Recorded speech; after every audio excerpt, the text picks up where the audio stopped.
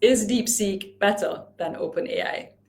Microsoft CEO Satya Nadella acknowledged its achievements and highlighted the potential for greater AI adoption. And as you know, NVIDIA CEO Jensen Huang lost $20.1 billion in a single day, greatest company loss in a single day, according to Forbes. So I decided to download the research paper and recognize that there are some advantages to DeepSeek, but also some surprising disadvantages. So let's take a look. So DeepSeek uses this mixture of experts language model, characterized by economical training and efficient inference. Essentially, how precise can we get this model to work at the best possible cost?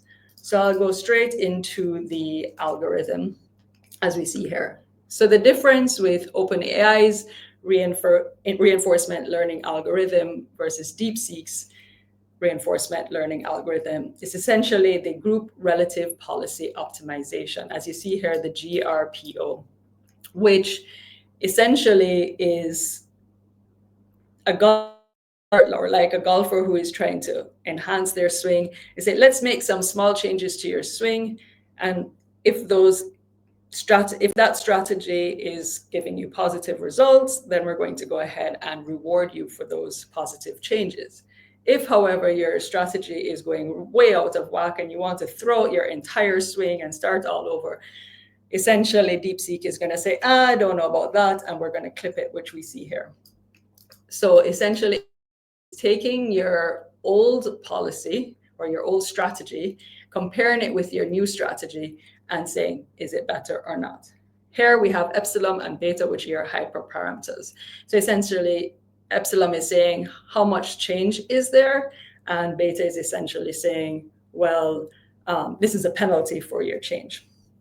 So based on this reinforcement learning algorithm, you're getting greater precision, greater results at the that it's able to achieve its learning over time. It's also a lot faster, and the way that they're able to achieve that is through sparse computation. So instead of using all the tokens, it's using the key tokens in order to make those calculations. So again, you're getting a lot more power for a lot less energy, a lot less output. What also is very cool about DeepSeek is it's hardware independent. So what do I mean by that? Essentially, it's on abstract layers, so the software logic is independent of the hardware.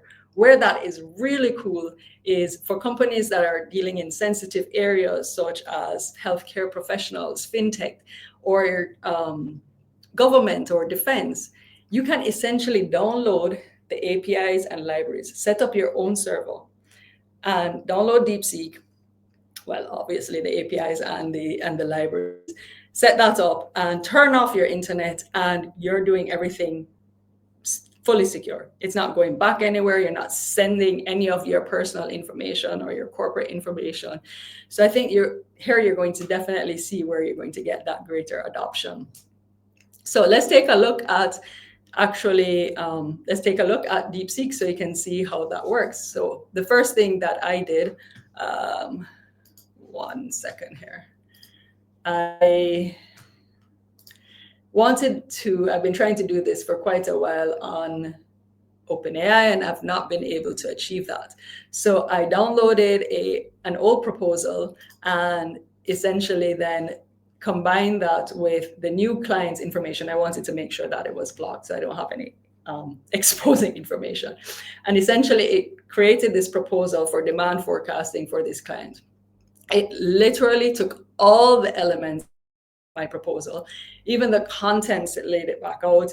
I've not been able to achieve this. In fact, I had to create a whole different program to be able to do this. So this really is a huge highlight, huge improvement for me. And it did it at a fraction of the speed. Not that that matters because it was already quite fast, but essentially we can see where we're getting so much more value out of DeepSeek in terms of its algorithm.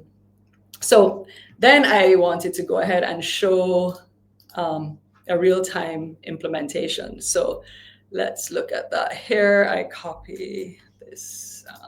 I just created a fictitious prompt, create a proposal for a customer who wants to do AI-powered chatbots that can connect with their databases and give customers real-time updates.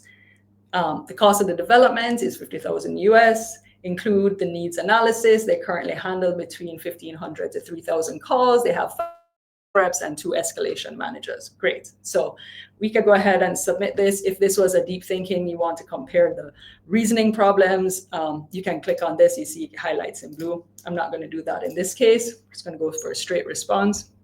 And you see that it analyzes and it's going to spit out the answer similarly. It's a bit slower than it was before, but here we go.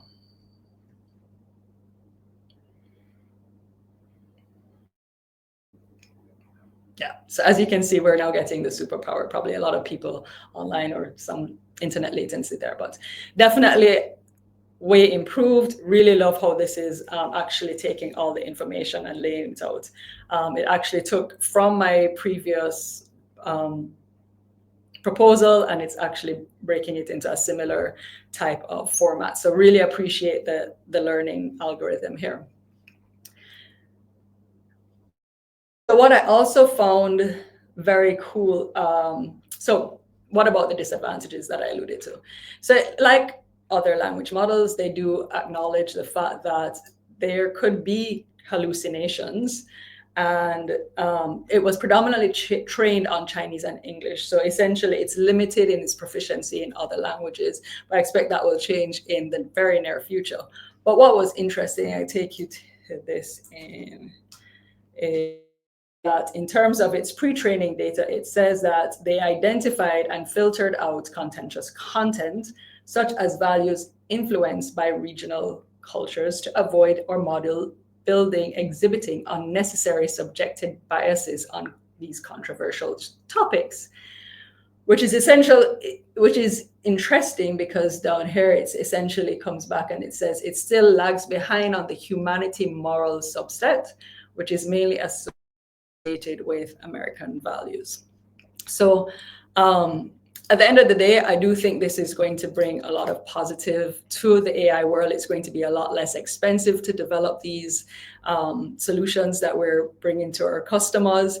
And so, just, acknowledging where there may be deficiencies and ensuring that you're hyper tuning and essentially making sure that your system works according to your objectives and goals, making sure you have your threshold so it can't go outside of those boundaries.